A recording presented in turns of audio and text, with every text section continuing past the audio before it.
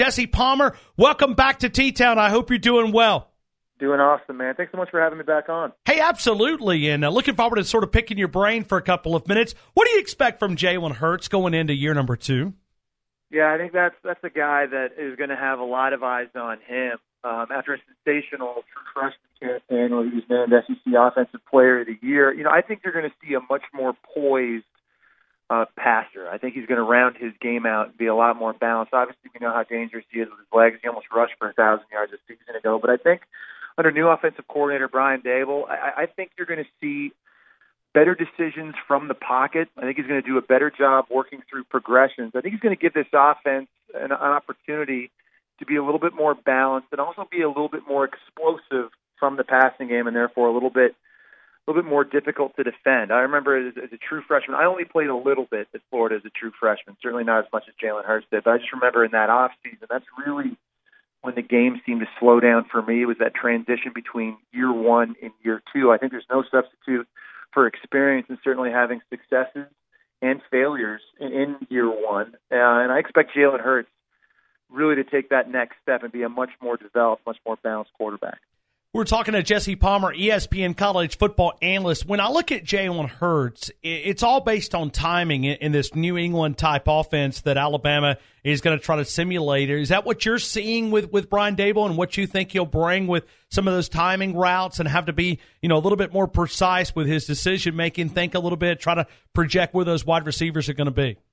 Yeah, I think it's a lot about anticipation, certainly, and I think it's about pre-snap reads at the line of scrimmage and dissecting coverages and dissecting fronts and figuring out where pressures are coming from and really just having a plan. And I think it's, when you talk about progressions, it's, first receiver, open, not open, move to the next one, and it's not just taking off if the first guy is covered. It's about kind of working through that and really sort of letting the offense work for you. I know there's a lot of people, myself included, really, really excited to see what this Alabama offense looks like because one thing Brian Dable has said is that it's not going to be a ball control offense, and he's not going to get rid of the quarterback runs. I think what you're going to see is a balanced attack. I think it's going to be, again, there'll be more shots taken deep down the field. A lot of passes in the Crimson Tide passing attack last year happened in and around the line of scrimmage. I think they're going to take more shots, but I think they're also going to be a little bit more balanced and taking advantage of some of the weapons they have on the outside as well. So I'm really, really excited. It'll be interesting to see how Florida State defensively comes out and what they're anticipating from this new look offense. I saw one of your colleagues, Greg McElroy, which obviously very familiar with him in Tuscaloosa. He was doing something with Marty Smith on ESPN.com, and he was talking about Alabama running the football. He said, they're going to try to go run downhill at you, not do a lot of the lateral stuff. Help us understand how that will help out that play action and, get those safeties sucked up in the box.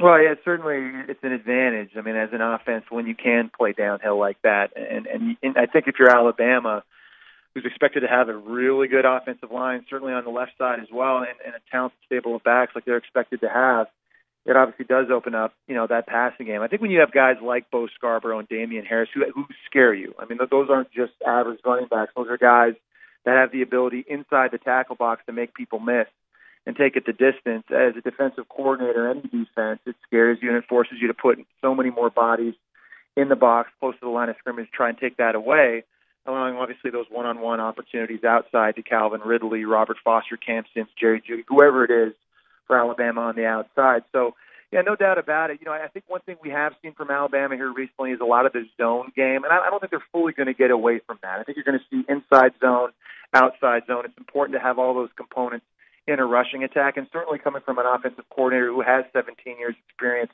coaching in the NFL, I think you would expect to have that balance, but it doesn't surprise me at all. When you've got running backs like the Crimson Tide have, I think you have an offensive line that can be physical and that can reestablish the line of scrimmage, that it absolutely makes sense to incorporate as much power running game as you can to help wear down opposing defense. Let's go to DeAndre Francois, and the redshirt sophomore, able to go into his second season. What do you see in this young man down in Tallahassee? Well, I think DeAndre Francois, if you're comparing him to Jalen Hurts, I thought last year he was a little bit more ahead in terms of the passing game. I think he was a little bit more seasoned. He certainly had a little bit more success throwing the football. I guess the advantage DeAndre Francois has this year versus Jalen Hurts is that Francois gets to play in the same offensive system where he has a lot more familiarity. Now, the interesting thing for both of these quarterbacks, I think, especially looking at their game Saturday night, both of them lost most of their top playmakers at wide receiver, with the exception of Alabama and Calvin Ridley. So for DeAndre Francois, there's going to be a lot of new faces out on the perimeter of the field. Travis Rudolph, Bobo Wilson, Kermit Whitfield, those guys are gone to the NFL. So young, inexperienced players are going to have to set up and emerge. But like Jalen Hurts, DeAndre Francois had a sensational freshman campaign, was named ACC Rookie of the Year, and a lot of people are touting him early as a candidate to win the Heisman Trophy playing in Jimbo Fisher's offense. Yeah, as we look, Jesse, I know you may or may not know, but this offensive line still has some questions. We had a beat reporter just a couple of minutes ago, and he was prior to you, and he said he came on the program, and he said he thinks that Florida State will be about a C-plus offensive line. He said he has major concerns. This is a guy that covers them daily for warchant.com. He said he has major concerns on the tackle positions. Can you beat Alabama with a C-plus offensive line? It's very, very tough to do that, and I agree with what he said. Really, the offensive line has been an issue for Florida State each of the last two seasons, and some of the problems they've had is inconsistency with the lineups. They've had a lot of injuries, and it's affected them. Last year, they had 9 different starters have to miss games because of injuries. The year before that, 8 different starters had to miss. When you go back to the 2013 team with Jameis Winston that won a national championship, they had the same 5 guys, 68 starts in 70 games. And that consistency and the chemistry was huge for that offense. Now, Florida State lost their 2 best offensive linemen to graduation or to the NFL. Roderick Johnson was a draft pick. And listen, even though Alabama lost 7 guys on defense in the first 4 rounds of the NFL, they just reload. There are future first-round picks at Alabama defensively. We don't even yet know their names. They're going to have an outstanding pass rush in this game, and I think that is a real concern for Jimbo Fisher in this offense, is trying to figure out protecting the edge for DeAndre Francois. Rick Leonard is going to assume the left tackle spot in this game against Alabama, and that is a major, major question mark. It is going to be paramount that Florida State is able to establish the run and trying to get in third and manageable situations. And remember, they also lost Dalvin Cook to the NFL as well. So Jacques Patrick and Cam Akers, the number 1 rated running back in high school for Florida State now, he's going to have a very, very big game on a very, very big stage the very first time he's lacing it up in college football. Just knowing your expertise, your encyclopedia of football knowledge, what is Nick Saban able to do? Because we're talking about this defense that lost a ton of players from last year's team, and it looks like that they're not going to drop back any. They're going to be just as explosive, just as fast. They may not be historically good, but they may not have to be, because this offense is expected to be a little bit better under Jalen Hurts, keep the drives going. Maybe they don't have to defend as many plays. How is he doing it? It's easier said than done. Yeah, it is. It's remarkable. And I think really at the end of the day, it comes down to recruiting. And again, that's also easier said than done. But Nick Saban is able to walk into living rooms and he's able to convince high school athletes that his defense gives them the best opportunity to play on Sundays. And he's also able to keep kids competitive. I mean, listen, they're getting the number 1 rated defensive tackle, defensive end, linebacker, safety each and every year. And the number 2 and number 3 rated guys aren't afraid to come into Tuscaloosa and compete for spots. It's remarkable. And at the end of the day, proof's in the pudding. Kids turn on the television, and they see this defense year in, year out dominate college football. They're the number 1 ranked defense seemingly year in, year out. And they do it cycling through players and losing NFL draft picks and simply reloading.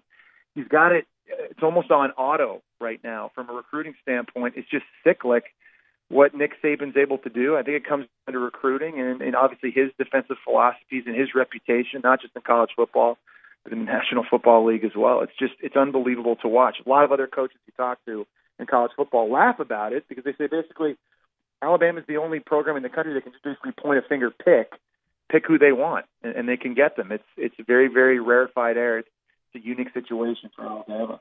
I know you've got to go on another radio interview, but let me ask you about Florida and Michigan, the big game. Jim McElwain, you won't have to sell anybody in Tuscaloosa on him. We believe in what he was able to accomplish here in Tuscaloosa. Can they get the job done against the Michigan Wolverines? Yeah, I think they can, but I really think this is going to be a defensive struggle. I mean, Florida right now, you generally play great defense. They lost 7 defensive players to the NFL draft this past year, and they've got a new defensive coordinator in Randy Shannon as well. Meanwhile, for Michigan, they lost 17 or 18 starters, and they play phenomenal defense on their side of the football. Nobody knows who's playing quarterback for either team right now, both Jim Harbaugh and Jim McElwain being very, very quiet about that. But, I think in this type of game with so many new faces on each side of the football offensively, I think it's going to come down to defense and probably which team's able to establish the line of scrimmage of running the football and who commits the fewest turnovers. I don't think you're going to see an offensive spectacle, if you will, between the Gators and Michigan. Hey, I want to ask you for a score prediction. I'll let you say that for the TV side of things, but give me a lean, Alabama and Florida State. Lean today is Alabama. Nick Saban is so good, has always been so good, especially in these week one games. I think he's 10-0 since he's been at Alabama. A lot of these games have been against ranked opponents, and a lot of people are calling this game the game of the century, the biggest week one game since the AP poll came out. But Nick Saban always just seems to get his guys focused and not necessarily look at the big picture, but the task at hand. So today I'm leaning towards Alabama.